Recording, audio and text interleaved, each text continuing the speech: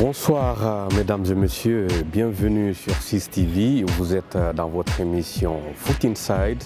C'est parti pour un nouveau numéro. Cette semaine, comme vous le constatez, nous sommes ici à Bordeaux où l'international guinéen François Kamano a signé depuis l'été dernier. En provenance de Bastia, François Kamano a eu au départ des soucis d'adaptation ici à Bordeaux. Mais depuis quelques semaines, tout va mieux avec le joueur formé au satellite de Conakry.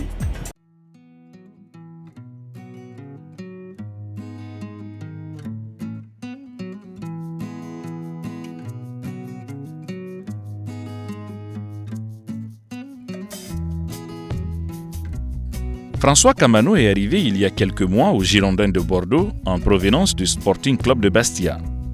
Quand il a signé à Bordeaux, nombreux sont ceux qui se sont interrogés sur le choix du jeune joueur qui n'a que 2 saisons en Ligue 1.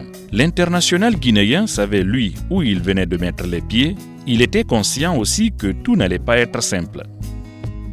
Je savais qu'en venant à Bordeaux, il y aurait eu de la concurrence. Après, je suis professionnel et un footballeur, il faut déjà accepter la concurrence. Voilà, aujourd'hui, j'ai accepté la concurrence et je suis resté patient. Et aujourd'hui, ça commence à payer et j'espère que ça continuera comme ça. En manque énorme de temps de jeu au début de la saison, dans son nouveau club, François a dû longuement prendre son mal en patience. À un moment donné, il s'est même posé des questions sans pour autant baisser les bras. Son entraîneur Jocelyn Gourvenec, qui a trouvé que son joueur a été un peu crispé sur le début de la saison, a dû s'employer pour lui parler sans pour autant remettre en cause son travail à l'entraînement. J'ai eu une discussion avec lui. Il m'a rappelé qu'il fallait vraiment rehausser mon niveau de jeu parce que Bastia, je peux faire de bons matchs et ça marquer. Mais Bordeaux, c'est pas pareil. Ici, il faut jouer. Quand tu rentres, il faut apporter quelque chose à l'équipe. Faire marquer, marquer. Je peux pas il fallait pas rentrer et passer à côté du match. Donc ça m'a donné beaucoup à réfléchir. Et après, ça m'a permis aussi de me concentrer sur les entraînements et tout donner pour ne pas rater la première chance qu'on m'offrira. Resté dans un bon état d'esprit en dépit de sa situation, François Kamano lance sa saison avec sa toute première titularisation. François Kamano, au début du championnat, il a eu des soucis d'adaptation. Mais ces dernières semaines, ça va beaucoup mieux. À votre avis, qu'est-ce qui a été le déclic? Ce qui a été le déclic, je pense, c'est son but à Châteauroux en Coupe de la Ligue, où il a réussi à concrétiser. Et je pense que ça l'a libéré. Dès le début, il s'est vraiment mis dans le travail, dans l'état d'esprit. C'est un joueur d'effort, à l'écoute. Donc là-dessus, c'était déjà bien dès le départ. Mais il avait du mal à concrétiser en match. Et je pense qu'il a pris confiance sur ce match-là. Il a confirmé depuis. Alors lui aussi est un peu sur courant alternatif. On l'a pas trop vu à Guingamp. Il a été décisif et déterminant contre Dijon. On l'a moins vu à Bastia à nouveau. Bon voilà. Il faut qu'il trouve une forme de régularité. Mais encore une fois, on parle aussi là d'un garçon qui a que 20 ans. Donc les plus jeunes doivent aussi gagner en régularité. L'intégration de François Kamano au sein de l'effectif des Girondins de Bordeaux a aussi pris du temps. Finalement, l'international guinéen a fait ce qu'il fallait pour se rapprocher de ses coéquipiers. Désormais, le Guinéen est quasiment intégré dans son nouveau club et dans son nouvel environnement. C'était un peu lent, petit à petit, parce que je suis un peu timide. Déjà, au début, c'était pas facile. Mais je me suis dit qu'il fallait, moi, faire un pas vers les autres, déjà. Et après, eux aussi, ils feront un pas vers moi. Donc, j'ai su le faire. Aujourd'hui, le courant passe mieux entre nous. Donc, j'espère que ça va s'améliorer au fil du temps. Après quelques matchs satisfaisants en Ligue et en Coupe, François Kamano pense qu'il se dirige vers la bonne direction. En faisant une comparaison entre ses statistiques de Bastia et celles de Bordeaux, l'ancien joueur du FC Séquence de Conakry pense qu'il a énormément évolué depuis son arrivée à Bordeaux. Je dirais que j'ai beaucoup progressé à Bordeaux, déjà face au but. Et aujourd'hui, j'arrive à concrétiser, je suis lucide devant les buts. Et après, sur ce plan, j'ai beaucoup progressé et sur le terrain aussi. Et après voilà, ça ne veut pas dire que j'étais pas bien à Bastia, mais aujourd'hui je mets 4 buts, chose que j'avais fait pendant toute la saison, même en étant blessé. J'ai marqué 4 buts la saison dernière. Aujourd'hui, ce n'est que des phases allées. Je suis à mes 4 buts, 3 en championnat et 1 but en coupe. Donc je dirais que je suis en progrès par rapport à la saison dernière.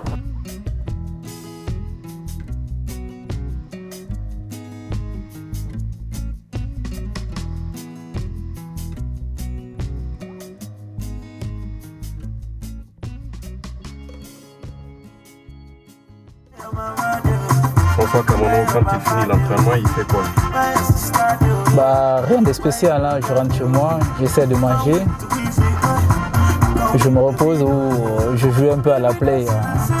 Après, j'appelle les parents, c'est tout. Cette vie-là, parfois elle n'est pas ennuyante? Elle est ennuyante, mais après, c'est la vie d'un professionnel. Après les entraînements, il faut surtout se reposer. Et après,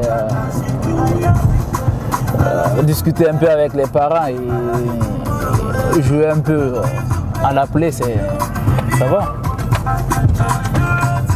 Et est-ce que François il se repose bien après les entraînements? Je me repose surtout parce que je ne sors pas assez. Après les entraînements, je suis tout le temps à la maison, même si je ne dors pas, mais je suis sur place, tranquille dans mon canapé. Et puis voilà. Quand il est rentré de l'entraînement, il est rentré, il ne sort plus. C'est rare, quand je finis les entraînements, quand je rentre, c'est rare pour que je sorte. Sauf si j'ai des démarches à faire.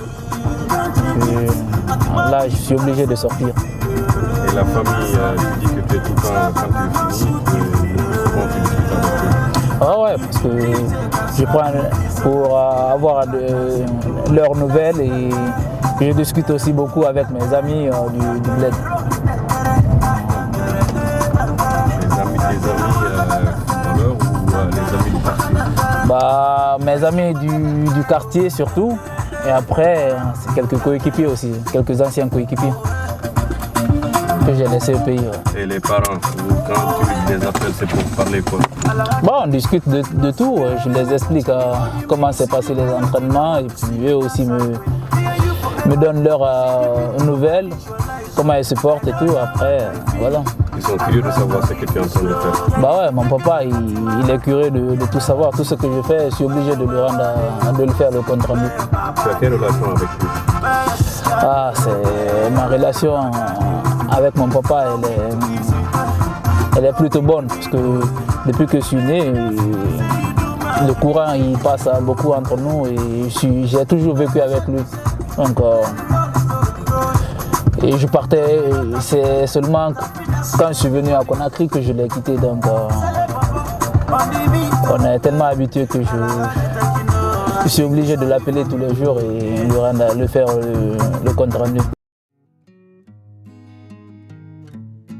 François Kamano, c'est l'histoire atypique d'un gamin né à Kindia qui a très tôt quitté ses parents pour poursuivre ses études à Conakry et jouer au football. Passé par l'académie de Sainte-Marie de Dixine, Kamano a signé sa première licence pro avec le FC Séquence. À partir de ce club, François Kamano a dû beaucoup bourlinguer à travers l'Europe avant d'atterrir à Bastia. Les essais l'ont mené en Suède, aux Pays-Bas et en Espagne dans les clubs de Villarreal et d'Osasuna. Tout n'a pas été si facile pour l'actuel joueur de Bordeaux. Ça a été un long parcours et très difficile parce qu'à un moment donné, il a fallu que je prenne des décisions parce que je n'avais pas mes parents à côté, donc j'étais le seul à prendre mes décisions et tout. Donc c'était pas évident, mais aujourd'hui je remercie le bon Dieu, tout va bien. Après avoir passé 8 mois dans le centre de formation du Sporting Club de Bastia, François Kamano signe son premier contrat professionnel. À cause de ses performances avec la réserve, l'entraîneur de l'équipe première garde un œil sur lui et attend la première opportunité pour offrir une promotion aux Guinéens. Et il y avait le capitaine qui s'est blessé, donc ils m'ont fait appel. Et quand je suis venu, il faisait des petits jeux et tout. J'ai marqué 4 buts ce jour-là et j'ai fait beaucoup de bonnes choses. Donc c'est de là que tout a commencé. Lancé en Ligue 1 contre Marseille par Claude Makelele lors de la première journée de la saison 2014-2015, François Kamanou a dû patienter jusqu'en décembre avant d'inscrire son premier but en championnat. L'international guinéen se rappelle encore des circonstances dans lesquelles il avait inscrit son premier but en Ligue 1. Mon premier but en Ligue 1, ça n'a pas été facile parce que c'était avant la CAN en 2014. 2014 ou 15, je ne sais pas, en janvier, ouais. Et je suis parti. On a joué contre Caen. Et c'est contre Caen que j'ai marqué mon premier but, mais ça n'a pas été facile. Et la sensation était que elle était plutôt bonne parce que j'avais attendu beaucoup ce jour-là. Et au final, c'est arrivé malgré que le but n'était pas trop ça, mais j'étais plutôt content de le marquer. Convoqué pour la première fois en équipe nationale par Michel Dussier pour la CAN 2015 en Guinée équatoriale, François Kamanou est depuis cette date régulièrement appelé en équipe nationale. Éliminé pour la CAN 2017, en mauvaise posture pour le Mondial 2018, François Kamanou explique sans les nommer qu'il y a des petits soucis au sein de la sélection nationale. Le joueur de Bordeaux offre une piste de réflexion et un début de solution aux membres du staff technique de l'équipe nationale. Il y a une organisation qui, je dirais, qui ne permet pas d'aller plus loin dans des compétitions. Après, j'espère que le travail sera fait par le staff qui est là ou la fédération qui est sur place. Et ils feront le boulot de faire le maximum à ce que tout aille bien. Et puis voilà. Pourquoi on n'est pas prêt? On n'est pas prêt parce qu'il y a des petits soucis dont moi je ne connais pas la base. Donc il y a beaucoup de soucis qui sont à la base de l'échec du Sili. Et après, il faut que tout le monde réponde aux appels du sélectionneur aussi. Donc si tout le monde est présent et qu'on donne tout à fond, tous à fond, et ça va payer. Les petits soucis là, c'est au sein de l'effectif? Les petits soucis, c'est au sein ça vient de tout le monde, depuis le haut niveau jusqu'au niveau des joueurs. Tu peux donner une petite explication à ça? Non, mais voilà. Parce qu'il n'y a pas de fait sans cause. Donc on sait ce qui se passe en équipe nationale. Donc aujourd'hui, moi je suis mal placé pour tirer des leçons vis-à-vis de l'échec du dernier match. Donc j'espère que les gens qui sont sur place, ils ont bien vu le match, ils ont jugé, ils doivent tirer les leçons et ne plus refaire les mêmes erreurs qu'on a fait pour perdre ce match à domicile.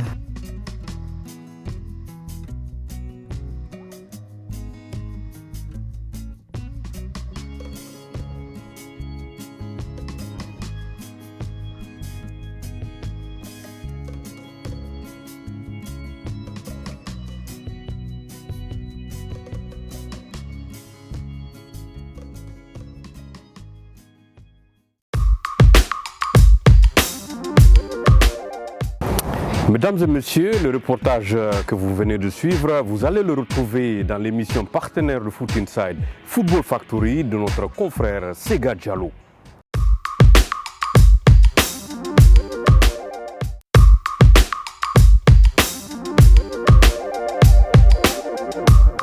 Natif de Toulon, Kaba Diawara s'est fait un nom dans le monde du football professionnel à Bordeaux, un club qu'il a rejoint en 1995. Lors de la saison 1996-1997, Kaba Diawara joue 29 matchs de Ligue 1, marque 7 buts et termine en haut tableau avec les Girondins de Bordeaux. Il va jouer en Angleterre, notamment à Arsenal, en Espagne, en Turquie, à Chypre et au Qatar. En 2012, il va mettre un terme à sa carrière internationale et commencer une nouvelle carrière qu'il n'était pas du tout prévue dans ses projets.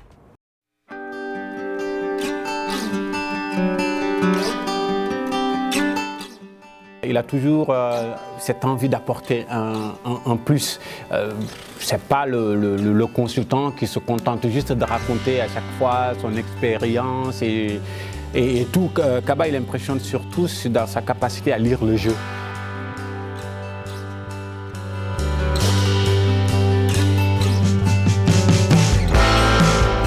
C'est quelqu'un qui d'abord a la joie de vivre, il amène de la bonne humeur, de la bonne ambiance et surtout il n'est pas stressé parce qu'il a bien compris comment ça fonctionne. Donc travailler avec lui c'est extrêmement sécurisant quelque part. Kaba Diawara raccroche les crampons à 35 ans au Racing de Ferrol en Espagne. 6 mois plus tard, il commence une autre carrière, cette fois-ci sur un plateau de télévision. Pour la CAN 2012, il commente les matchs de la Guinée et il intègre au début de la saison 2012-2013 le club des consultants sur Canal+ Afrique. Est-ce que ça a été difficile au départ? Mais c'est encore difficile parce qu'on n'est pas formé. Donc au niveau de la qualification, pour faire ça, on a juste notre passé de footballeur. Et après, il faut savoir mettre des mots, il faut savoir faire des phrases. Il ne faut pas dire de gros mots à l'écran, il faut aussi mettre une cravate. C'est pas facile parce qu'on a plus l'habitude d'être cool, de venir tranquillement en survêtement, de dire des mots qui nous passent par la tête.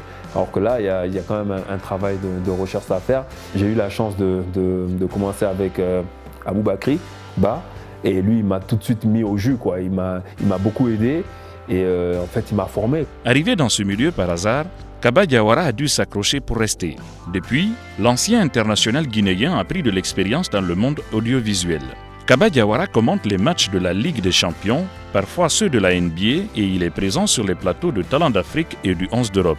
La qualité de ses interventions est positivement appréciée par les journalistes et les consultants. On fait un match ensemble, et ce qui est le plus agréable, c'est ça, c'est sa capacité vraiment à lire au-delà de la seule passe, au-delà de la seule action qu'on est en train de décrire. Kaba, il est capable de voir beaucoup plus parce qu'il prépare énormément ses matchs et ça, c'est vraiment très, très agréable de travailler avec lui. Quant au contenu même de ses interventions, ce qui est intéressant, c'est effectivement sa capacité à bien analyser le jeu. On voit là l'ancien joueur intelligent qui a pu retenir tout ce qu'il a vécu dans les différents clubs où il est passé parce qu'il en a connu beaucoup et donc il a une vraie capacité à très vite analyser la situation, les défauts, les qualités, ce qui manque dans une équipe, là où ça peut changer et ça c'est vraiment ce qu'on attend d'un consultant et pour ça il est vraiment très précieux. Au jeu, à mon sens, regardez par rapport non, il ne l'est pas. Aux lignes du terrain, alors on parle à chaque fois de cette défense du Barça qui n'est pas forcément bonne et là sur le coup l'alignement n'était pas parfait du côté de Mascherano. Ce match, on l'a dit mathématiquement, ne compte pas. Oh, quel transversal d'Iniesta. Il va faire du bien dans le jeu de cette équipe du Barça qui patine en ce moment. Constamment mis à rude épreuve à travers les interventions et les commentaires en live, le franco-guinéen est conscient des exigences du métier qu'il fait aujourd'hui avec beaucoup d'envie, de passion et de rigueur. Il sait qu'il n'y a pas de la place pour l'improvisation. On est jugé directement quand on n'a pratiquement rien pour se rattraper puisqu'on n'a pas forcément un contrat, on n'est pas lié. Si on n'est pas bon, on dégage tout de suite. Donc c'est ça la difficulté, quoi. Il faut tout de suite être performant. Avant de commenter un match ou de prendre place sur un plateau de télévision, Kaba Diawara passe des heures derrière son ordinateur à lire et à faire des recherches. Ce soir, il commente un match de Ligue des Champions entre une grande équipe d'Europe et une autre dans laquelle joue un international guinéen. Kaba Diawara a tous les petits détails qu'il va donner une fois sur le direct. Ce soir, je fais le Barça, donc je sais qu'ils viennent de jouer le Classico, qu'ils sont déçus, qu'il y a eu quelques blessés et que l'équipe ne tourne pas bien. Donc déjà, pour préparer l'équipe du Barça, c'est facile. Après, Mönchengladbach, c'est une équipe que je suis plus ou moins parce qu'il y a Traoré là-bas, notre Messi guinéen à nous. Donc c'est aussi facile de suivre, je les suis et donc je sais ce qu'ils ont fait ce week-end. Je sais que Traoré est opéré, donc il ne jouera pas ce soir. Voilà, c'est beaucoup de recherches sur Internet, mais grâce à ça, justement, le travail est facilité. En plus d'être consultant sur Canal+ Afrique, Kaba Diawara est le manager de l'équipe nationale de Guinée. Il avait été nommé à ce poste par Luis Fernandez. Au départ de ce dernier, il est resté dans le nouveau staff dirigé par l'actuel sélectionneur national Lapé Bangoura. Cependant, depuis 2 ans, les résultats en équipe nationale sont catastrophiques. L'ancien attaquant croit savoir pourquoi. Je pense qu'on est dans une génération creuse, il n'y a pas de leader, où les leaders ne font pas forcément leur travail. Les autres, les binationaux qui doivent rejoindre l'équipe, ils hésitent, voire ils ne viennent pas. Chargé notamment de convaincre les binationaux à porter les couleurs nationales guinéennes, Kaba Diawara fait face à une mission plus compliquée que prévu. Qu'il s'agisse du dossier du Marseillais Bounassar ou du joueur de Naples Amadou Diawara, le manager du Sili national bute encore sur le refus de ces jeunes à venir en sélection. Une situation qu'il juge déplorable. Le joueur, on va le voir, on le sélectionne. Si lui refuse de venir, on est coincé. Parce qu'on ne va pas le sanctionner après. Bien souvent, ils sont nés en Europe. Ou alors, il y en a même qui sont nés en Guinée et que dès qu'ils arrivent en Europe, ils refusent de venir. Ça, c'est encore plus grave. Mais qu'est-ce qu'on peut faire? Peut-être qu'on ne fait pas envie. Peut-être que les joueurs se disent que de venir en Guinée, c'est pas assez fun. Alors moi, je vois les Maliens, ils ont envie d'aller jouer. Les Sénégalais, les Camerounais, les Ivoiriens, ils se battent pour aller jouer pour le maillot. Nous, Guinéens, je pense qu'on manque un peu de passion pour le pays.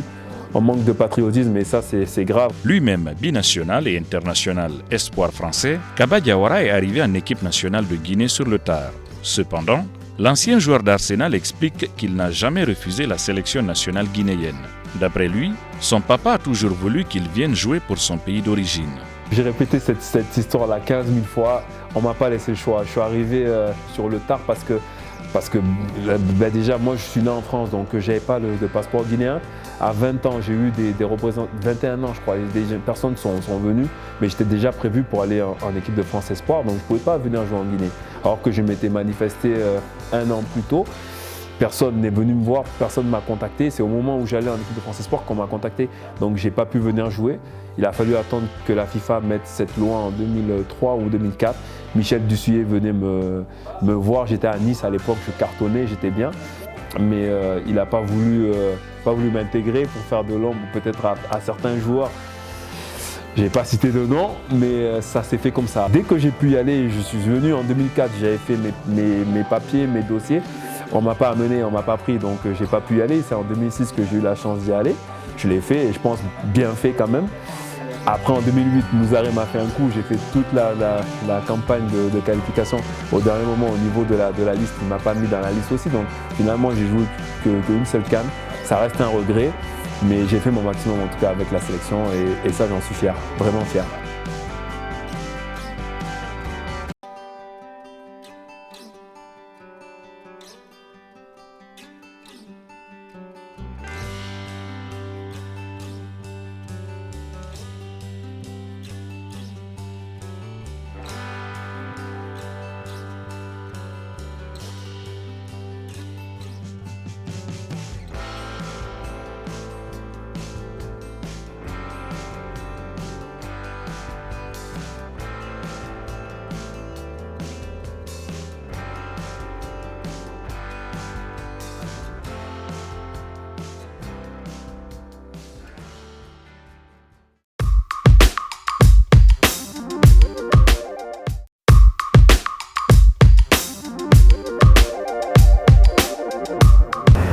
Il est petit par la taille, mais il a d'énormes qualités selon les spécialistes du football belge. Le jeune Ibrahima Ba, qui aura ses 18 ans le 1er janvier prochain, a déjà commencé à creuser son trou au Standard de Liège. Nous nous sommes entretenus avec lui au bord du canal Albert pour connaître son histoire, ses objectifs en club et ses ambitions avec son pays d'origine, la Guinée.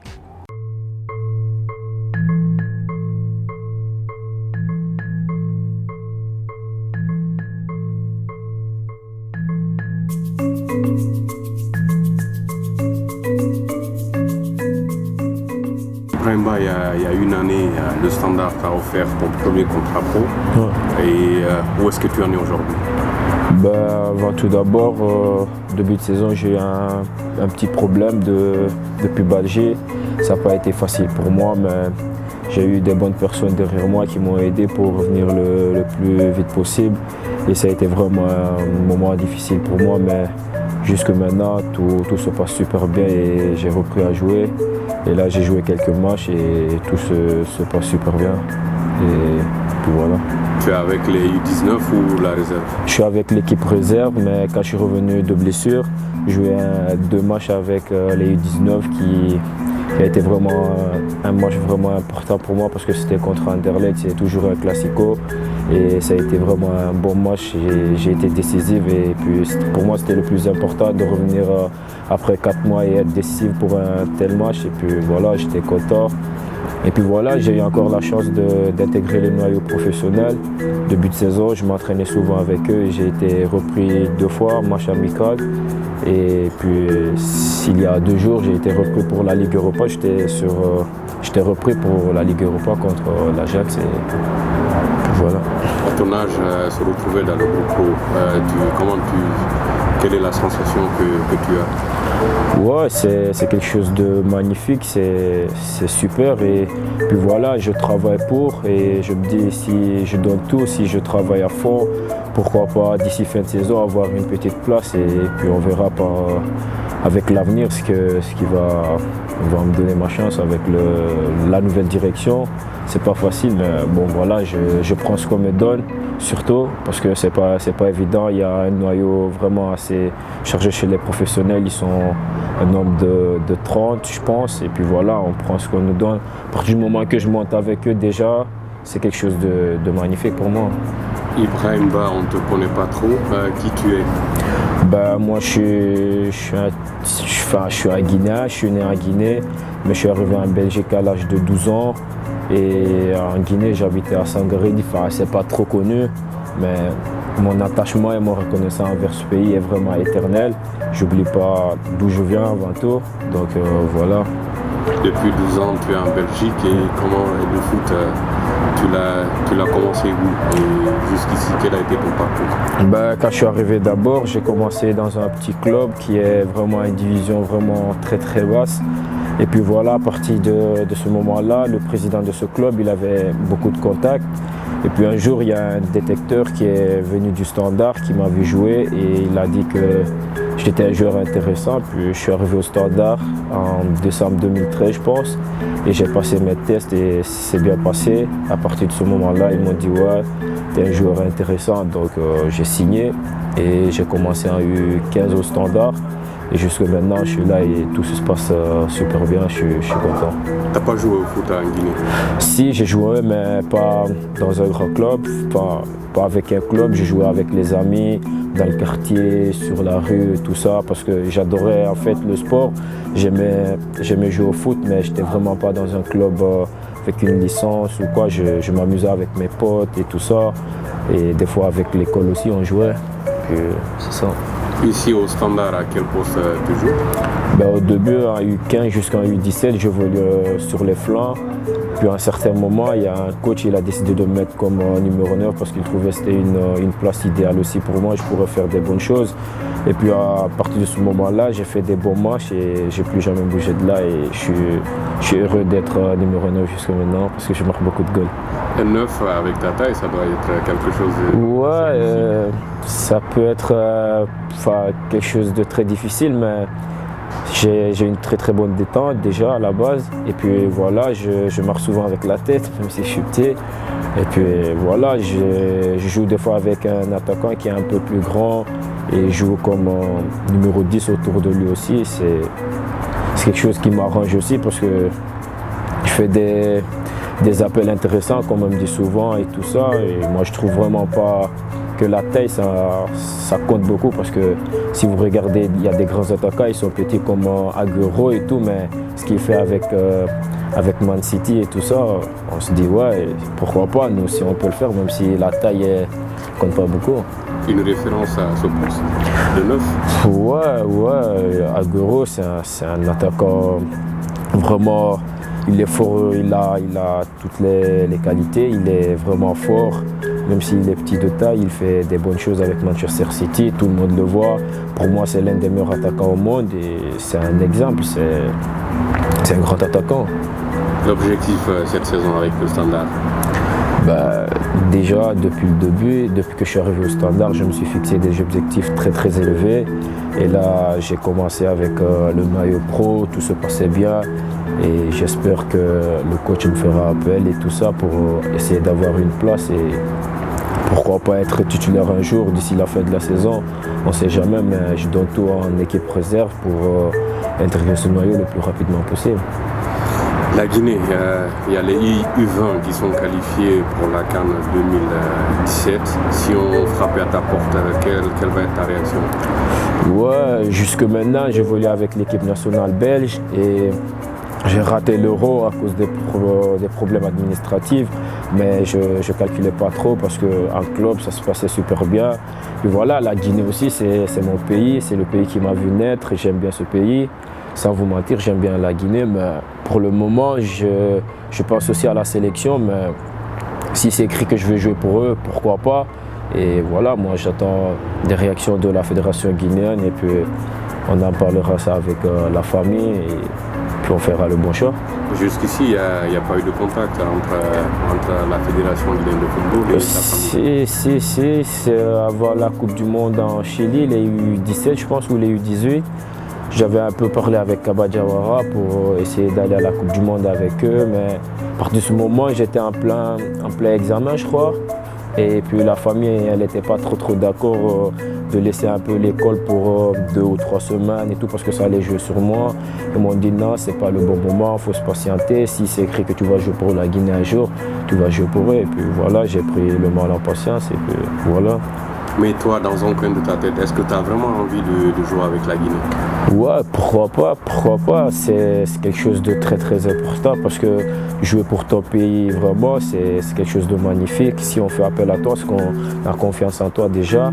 Et puis voilà, moi, dans ma tête, c'est clair. Si un jour la Guinée me fait appel, que tout se passe super bien en club, pourquoi pas jouer pour la Guinée? C'est un rêve, Il n'y a rien qui va te bloquer? Non, franchement, au fond de moi, je suis prêt Enfin, d'un côté, je veux dire, je suis prêt, mais après, voilà, il y a aussi des décisions de la famille, peut-être du club et tout ça, mais moi, au fond de moi, ça ne me dérangerait pas parce que c'est mon pays, c'est un pays que je pourrais tout donner, je pourrais mouiller le maillot pour ce pays parce que j'aime bien le pays et quand je vois vraiment le Sili jouer, j'aime regarder les matchs. Comme Momo, à chaque fois je parle avec lui, Yatara il me dit tout le temps ouais, c'est une bonne chose pour jouer pour la Guinée un jour, mais voilà, on verra par l'avenir. Oui, il y a la famille, il y a le club, mais la volonté du joueur est extrêmement importante dans ce cas de figure. Ouais, niveau sportif, je pourrais décider certaines choses, mais ma maman aussi, elle peut en dire un peu parce que vous savez bien, les mamans, elles sont toujours là, elles essaient de nous dire les choses qui sont bien pour nous et d'autres pas. Donc voilà, moi, tant que sportif, c'est quelque chose d'important pour moi, pour jouer pour mon pays et tout. Mais après, voilà, pour la famille aussi, on peut écouter la famille. On te souhaite bonne chance cette saison avec le Standard. Merci.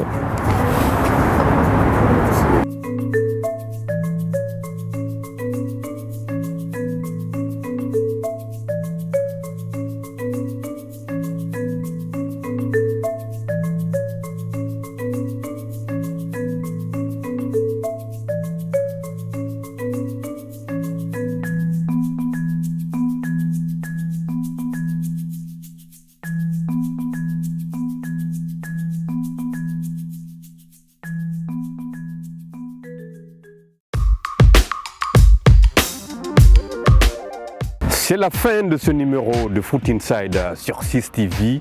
Merci de nous avoir suivis. Nous attendons vos réactions sur la page Facebook de l'émission. On se retrouve ici dans 2 semaines pour de nouvelles aventures. Bonne soirée chez vous et à très bientôt.